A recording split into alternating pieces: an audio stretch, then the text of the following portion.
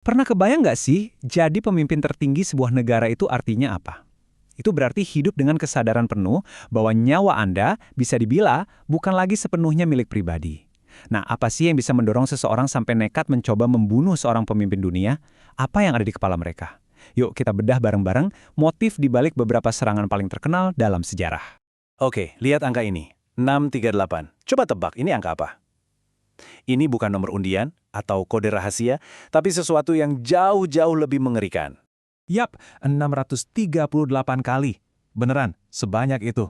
Angka yang gila ini jadi titik awal perjalanan kita buat menyelami dunia kekuasaan, bahaya, dan berbagai wajah seorang pembunuh. Mulai dari drone canggih sampai obsesi pribadi yang gelap, kita akan bongkar anatomi upaya-upaya paling gila dalam sejarah untuk melenyapkan seorang pemimpin. Kita mulai dari era modern ya, era di mana teknologi udah bener-bener ngubah aturan main pembunuhan politik. Lupakan deh pistol sama peluru. Sekarang kita ngomongin drone dan operasi rahasia super canggih. Coba bayangin ini, Agustus 2018, Presiden Venezuela Nicolas Maduro lagi pidato, disiarin langsung di TV. Tiba-tiba, dari langit muncul dua drone. Drone komersial biasa yang udah diubah jadi senjata mematikan. Duar, ledakan mengguncang acara itu. Dalam hitungan sepersekian detik, para pengawal langsung sigap jadi perisai manusia di sekeliling Maduro. Ini bukti nyata loh, gimana teknologi yang kita pakai sehari-hari bisa jadi ancaman yang sangat mematikan. Maduro sih selamat, tapi insiden ini ngirim pesan yang bikin merinding. Di zaman sekarang, nggak ada tempat yang benar-benar aman. Tuduhan pun langsung terbang ke Kolombia dan Amerika Serikat. Seketika, percobaan pembunuhan ini jadi krisis geopolitik. Ini nunjukin betapa tipisnya batas antara terorisme dan perang antar negara. Tapi gimana kalau serangannya jauh lebih halus? Gimana kalau sebuah pembunuhan sengaja dirancang biar kelihatan kayak kecelakaan biasa? Nah, untuk ini kita harus terbang ke Rusia dan melihat sebuah kasus yang penuh misteri. Vladimir Putin ini udah berkali-kali lolos dari upaya pembunuhan. Tapi insiden tahun 2016 ini yang paling bikin bulu kuduk berdiri. Sebuah mobil tiba-tiba nabrak langsung mobil dinas kepresidenan dan sopir kepercayaan Putin tewas di tempat. Pertanyaannya, ini beneran kecelakaan atau sebuah pesan yang dikirim oleh musuh-musuhnya? Ini namanya pembunuhan dengan penyangkalan yang masuk akal. Cara buat ngirim teror tanpa perlu terang-terangan nyatakan perang. Oke, dari teknologi kita beralih ke kekuatan pendorong yang mungkin paling tua dan paling kuat dari semuanya, ideologi. Ketika dua keyakinan fundamental saling bertabrakan, para pemimpin negara itu jadi simbol yang harus dihancurkan. Di negara kita sendiri, Presiden Soekarno menghadapi setidaknya 23 kali percobaan pembunuhan. Salah satu yang paling mengerikan adalah tragedi Cikini. Bayangin, di sebuah acara sekolah yang dihadiri anak-anaknya, ada yang tega melempar 6 granat ke arah beliau. Ini udah bukan lagi soal politik biasa, ini adalah perang ideologi yang dibawa sampai ke halaman sekolah. Meskipun Soekarno selamat, harganya mahal banget, 10 orang tewas. Siapa pelakunya? Ekstremis dari DITII yang tujuannya mau mengganti ideologi negara kita Pancasila dengan teokrasi. Ini nunjukin gimana seorang pemimpin yang jadi simbol pemersatu bangsa justru jadi target utama bagi mereka yang mau memecah belah.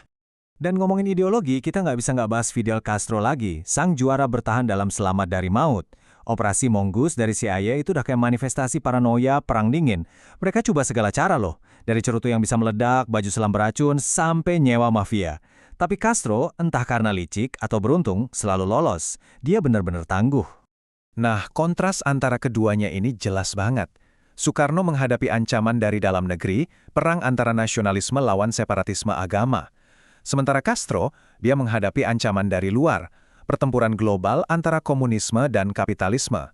Keduanya jadi target bukan karena siapa diri mereka, tapi karena apa yang mereka wakili. Kita udah lihat soal teknologi dan ideologi. Tapi gimana kalau motifnya sama sekali bukan politik? Yuk kita masuk ke kasus terakhir, di mana alasannya itu begitu absurd dan sangat personal, sampai susah dipercaya. 30 Maret 1981, Presiden Ronald Reagan baru aja keluar dari sebuah hotel. Dalam waktu kurang dari 2 detik, dor, dor, dor. 6 peluru ditembakkan, semuanya kacau balau. Seorang agen Secret Service bahkan sampai mengorbankan diri jadi tameng. Dan 1 peluru yang memantul berhasil mengenai sang presiden. Semuanya terjadi dalam sekejap mata. Dan ini bagian yang paling mengejutkan. Pelakunya, John Hinckley Jr., ternyata nggak punya dendam politik. Dia nggak benci sama kebijakan Reagan, dia melakukan itu semua cuma karena satu alasan, buat cari perhatian aktris Jodie Foster. Ini sebuah paradoks yang aneh banget, di mana panggung politik dunia jadi teater untuk drama pribadi seseorang. Kondisi psikologis Hinckley ini dikenal sebagai erotomania, sebuah obsesi delusif. Kasus ini jadi bukti bahwa seorang pemimpin negara itu nggak cuma jadi target musuh politik, tapi juga bisa jadi sasaran individu dengan jiwa terganggu yang mencari ketenaran lewat cara-cara ekstrim. Ancaman ternyata benar-benar bisa datang dari mana saja. Jadi setelah kita ngelihat ada drone, granat, dan bahkan delusi, apa yang bisa kita simpulkan dari semua ini? Ya, ancaman terhadap para pemimpin dunia itu terus berevolusi, tapi bahayanya tetap sama, konstan. Pada dasarnya, ada 3 wajah utama dari seorang calon pembunuh. Pertama, pejuang ideologi. Kedua, operator rahasia yang pakai teknologi. Dan ketiga, individu yang tersesat dalam delusi pribadinya. Caranya mungkin beda-beda, tapi taruhannya selalu sama, nyawa seorang pemimpin dan stabilitas sebuah negara. Dan disinilah inti masalahnya. Nggak peduli apa motifnya, politik, pribadi, atau campuran keduanya, tujuannya selalu sama, menciptakan power vacuum atau kekosongan kekuasaan. Ini adalah upaya radikal untuk mengubah arah sejarah hanya dalam hitungan detik. Pada akhirnya, semua kisah ini menegaskan satu hal. Menjadi seorang kepala negara itu berarti menerima sebuah kenyataan yang mengerikan. Hidup mereka akan selalu berada di bawah target. Sebuah hidup yang hanya berjarak beberapa milimeter dari sebutir peluru. Sebuah pemikiran yang mungkin patut kita renungkan tentang harga sesungguhnya dari sebuah kekuasaan.